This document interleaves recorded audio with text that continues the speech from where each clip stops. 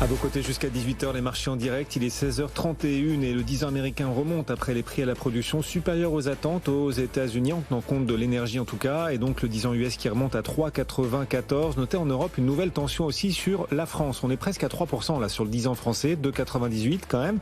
Et l'Italie aussi, 4,83. Puis le 10 ans britannique encore attaqué alors que la BOE est supposée, on verra si elle y parvient, elle est supposée arrêter ses achats d'obligations britanniques à partir de vendredi. Le 10 ans britannique monte à 4,6%. Romain Daubry est avec nous. Bonjour Romain, ravi de vous retrouver depuis Bourse Direct.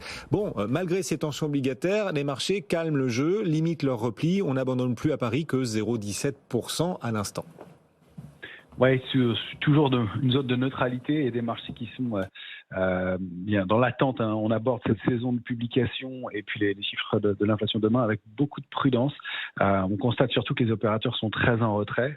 Du côté des volumes à Paris, c'est anémique depuis 4 ou 5 jours. On n'atteint même pas les 3 milliards habituels. Et puis du côté des marchés dérivés, c'est la même chose. On a des intérêts qui sont très faibles, qui sont de l'ordre de la faiblesse qu'on avait au mois de janvier dernier. Donc peu de prise d'initiative, mais depuis 48 heures, des vendeurs qui se manifestent un tout petit peu. Alors c'est un petit peu de pression baissière puisque c'est une augmentation de la position verte sur le futur dans un mouvement de baisse, mais c'est très faible. Alors est-ce que c'est de la couverture en amont de cette saison importante ou vraiment de la spéculation? C'est difficile de le déterminer. En tout cas, la main est plutôt aux vendeurs pour l'instant. Et du côté des portefeuilles, les portefeuilles restent couverts assez nettement aussi. On a un VIX dont il faut signaler qu'il s'approche de niveau de résistance majeur, niveau de 34,50 sur le VIX, on va au 34,20 à l'instant, est un niveau où le VIX risque d'accélérer. Donc si le VIX accélère, les marchés pourraient accélérer à la baisse. On n'est pas loin de déraper. En tout cas, on voit qu'il y a beaucoup de prudence. Et c'est dire avec quel état d'esprit on aborde ces publications trimestrielles. Sur le CAC 40, on est au même niveau que début juillet dernier, avant les publications, sauf que cette fois-ci, on ne rebondit pas en amont des publications. On est toujours sous des niveaux d'alerte de moyen terme qui sont situés sous 6000 points. On est dans un trading range à Paris, c'est 5677, 5875, avec une médiane à 5832,5.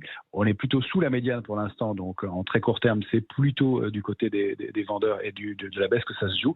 Le risque en accélérant, c'est d'aller chercher 5740, puis une zone 5390, 5505.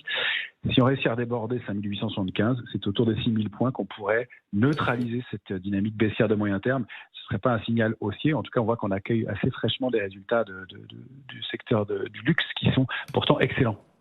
Bon, quand même, LVMH plus 2%, Hermès plus 1,7%, les deux plus fortes hausses du CAC aujourd'hui. Pour vous, cet accueil reste un peu frais, un peu timide. Enfin voilà, c'est un signe de prudence et de réserve du marché aujourd'hui que vous percevez à travers ces hausses d'LVMH et Hermès, Romain ? On voit que c'est assez timide. On a des bougies qui, si on les regarde en intraday, sont des bougies qui témoignent de l'hésitation. On a ouvert en bas, on a été beaucoup plus haut, nettement plus haut, plus de 20% pour LVMH. Et là, on se recale un petit peu au milieu, 2% de hausse. On ne se jette pas sur les valeurs. Et puis, on ne se jette pas sur l'ensemble du secteur, comme c'était le cas auparavant. Souvenez-vous, quand le luxe et une des valeurs du luxe payait, l'ensemble payait. Elles sont effectivement en hausse du palmarès aujourd'hui, mais elles sont de façon plus timide, notamment sur Kering qui était à peine à l'équilibre. Hermès, c'est un peu mieux. Ça fait partie d'ailleurs des valeurs fortes en ce moment si on en cherche sur l'indice parisien, même titre qu'Essilor ou Schneider Electric. Mais oui, c'est un signal de prudence, je trouve, compte tenu de la qualité de la publication.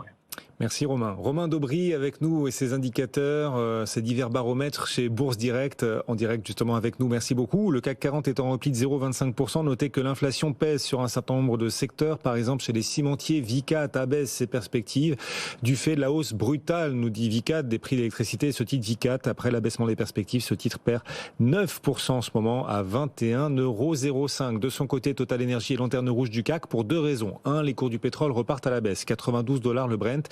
2, parce que Force ouvrière rejoint la CGT pour bloquer les raffineries et donc pour l'instant toujours pas de sortie de crise en vue du côté des raffineries françaises. Total Energy, donc lanterne rouge du marché dans le sillage, il faut quand même le dire et le souligner, dans le sillage des cours du pétrole. Un mot de Wall Street mitigé, le S&P gagne 0,1%, le Nasdaq au contraire perd 0,1%.